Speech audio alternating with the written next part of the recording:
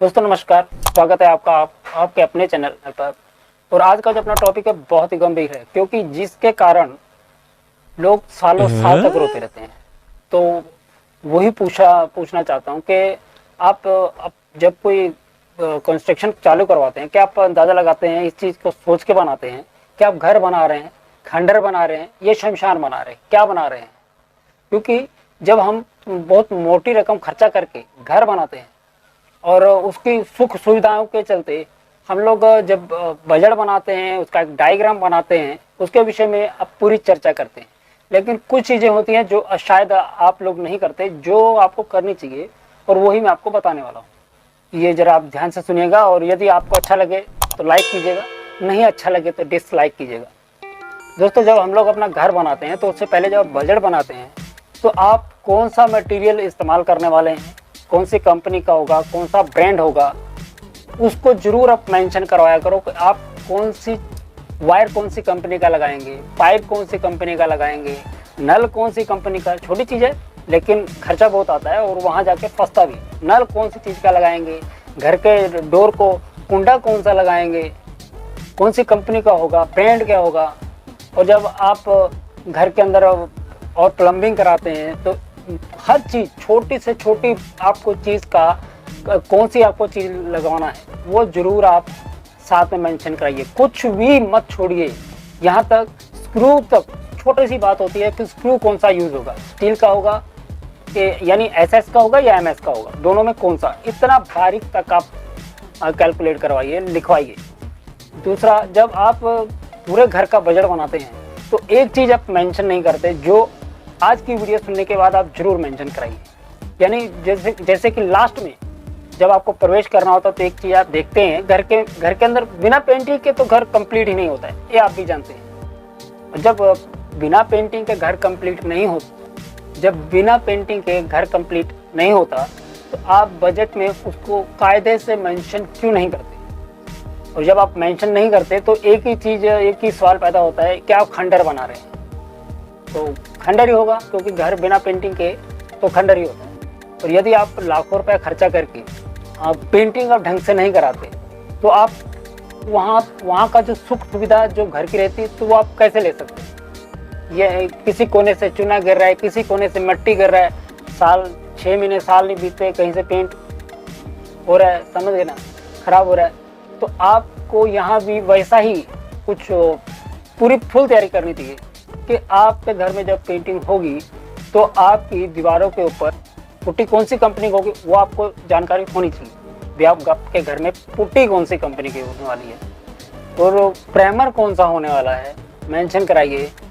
और पीओपी ना उसमें मिक्स करेगा, क्या मिक्स करेगा, यदि पेंट करता है तो कौन सी कंपनी का, कौन सी ब्रांड का पेंट होगा, आप हर चीज़ उसमें मेंशन करवा के लीजिए। अन्यथा सिर्फ बोलेंगे पेंटिंग कराना तो कुछ भी करेगा, कुछ के नाम पे कुछ भी करेगा। तो आपको कम से कम ये ध्यान दीजिए, जब नया घर बनता है तो कम से कम दो टाइम प्राइमर होता है, 2 टाइम प्राइमर होना ही चाहिए, जो कि नहीं होता।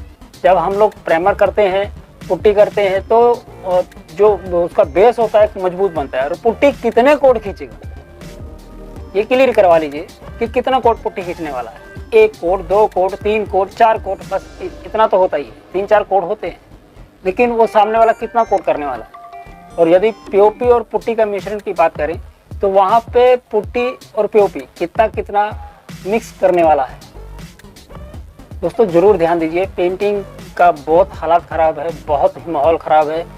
और सबसे ज़्यादा बिल्डरों को तो आप बोल नहीं सकते, क्योंकि वो बना के एक बार निकल जाते हैं, उसके बाद फिर आप आपके हिसाब से पेंटिंग कराते हैं। जो फिर बेस रहता है वो कैसा रहता है वो आपको भी मालूम है। तो आप जानते हैं कि 6 महीना, साल, 2 साल, 3 साल में पूरी तरह दीवारें खराब हो जाती हैं। जबकि एक बार अगर ढंग से नए प्लास्टर के ऊपर पेंटिंग कर दी जाए तो 30-40 साल, 50 साल तक दीवार खराब नहीं होती, मेरा मानना है। अगर ढंग से आपकी दीवारों पे प्लास्टर हुआ है तो प्लास्टर होने के बाद जब आप उसके ऊपर वर्क शुरू करते हैं तो वो पुट्टी से स्टार्ट होता है। आपकी घर की दीवारों का जो स्टार्टअप होता है वो पुट्टी से होता है। और उसमें वाइट सीमेंट और हल्का सा प्लास्टर ऑफ पेरिस इसके लिए डाला जाता है कि छोटे छोटे जो खड्डे रहते हैं, जो जब गोटाई करते हैं तो वहाँ पे छोटे छोटे खड्डे भर जाना चाहिए। यदि जैसे कि दिल्ली साइड हो गया, या बोलता हूँ कि भालू जो रेती होती है, प्लेन जहाँ दीवार हो जाती है, वहाँ पे सिर्फ और सिर्फ पुट्टी होना चाहिए। पुट्टी होना चाहिए 3 से 4 कोट, 3 से 4 कोट पुट्टी होनी चाहिए। पुट्टी 3 से 4 कोट ही होनी चाहिए, तब कहीं जाके आपका जो बेस है मजबूत बनता है।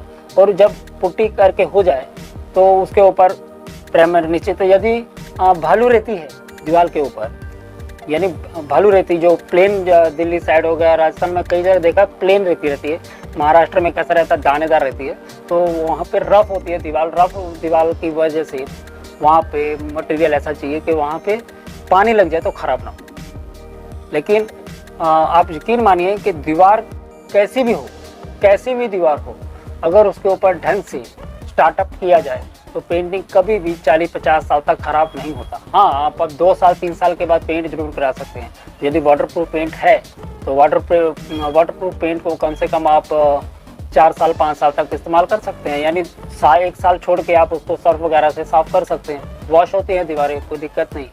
जब आप घर बनाते समय पेंटिंग को एकदम तुच्छ मानते हैं तो भाई तुच्छ मानने वाली चीज़ तो फिर ऐसी होती है। आपका पूरा फोकस स्टार्टअप से लेके लास्ट तक होना चाहिए कि आपके घर के अंदर जो मटेरियल लग रहा है तो कौन सी कंपनी का है, और वो आपको मालूम होना चाहिए कि आपके घर पे कौन से मटेरियल लगने वाला है। और किसी भी एंगल से, मैं बोला ना कि स्क्रू से लेके, यदि SSMS की कोई भी चीज़ आप इस्तेमाल कर रहे हो, वुडन जो आपके घर में इस्तेमाल होने वाली है, तो वहाँ कौन सा वुडन यूज़ करने वाला है, दरवाज़ा कौन सा लगने वाला है, और यदि स्लाइडिंग होने वाला है एल्युमिनियम कौन सा है, उसका गेज क्या है, हर चीज़ का आपको जानकारी होनी चाहिए। पूरा डिटेल से आप लिखिए, फिर उसके बाद आप बजट बनाइए, कॉन्ट्रैक्टर को काम दीजिए।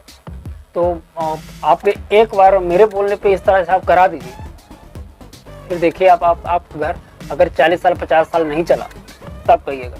तो 50 साल बाद आप चैनल पे आके, 50 साल के बाद भी अगर आप चैनल पे आके लाइक या सब्सक्राइब करेंगे तो भी चलेगा, अभी मत कीजिए 40-50 साल के बाद। लेकिन जिस तरीके से मैं यहाँ बात बता रहा हूँ उसी तरीके से आपके घर का काम होना चाहिए।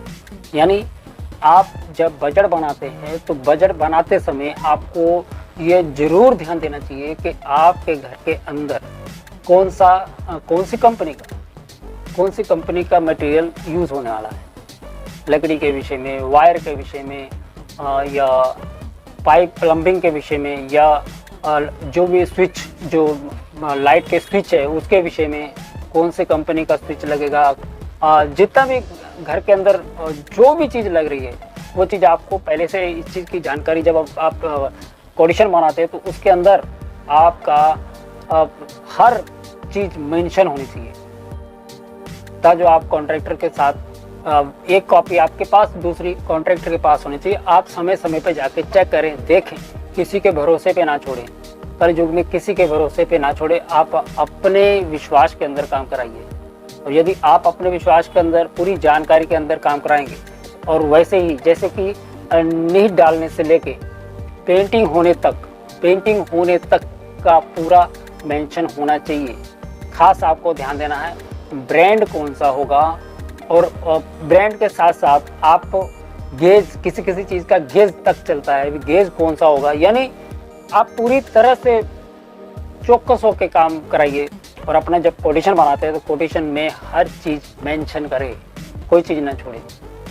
तो आपका घर 40-50 साल तक एक कंकर तक नहीं लेगा। ढंग से कराएंगे तो शादी और घर दोनों में खर्चा आता है, और ना तो आप शादी में आंख बंद कर सकते और ना ही घर बनाने में।